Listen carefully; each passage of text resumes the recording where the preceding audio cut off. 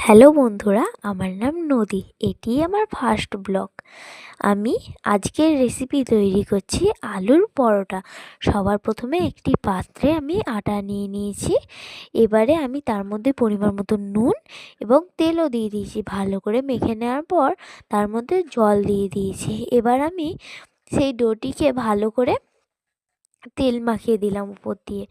আমি চাপা দিয়ে কিছুক্ষণের জন্য রেখে দেওয়ার পর দেখুন কি সুন্দর নরম হয়ে গেছে। এবার নরম হয়ে গেলেই আমি ছোট ছোট করে লেচি কেটে নেবো, মানে মিডিয়াম সাইজ।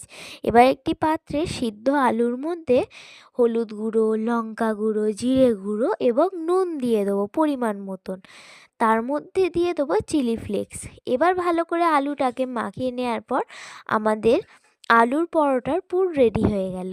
এবার একটি বেলুন চাক্কিতে আটা নিয়ে নেবো, সেই কেটে রাখা লেচিগুলো দিয়ে দেবো। সেই দুটো লেচি আমরা বানিয়েই নিয়েছি।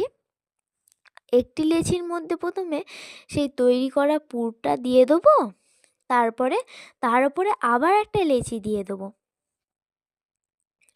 রুটি বানিয়ে রাখা রুটিগুলো ভালো করে মুড়ে নিতে হবে, যাতে না ভাজার সময় খুলে যায়। আমরা জল দিয়ে ভালো করে মেটে নিয়েছি।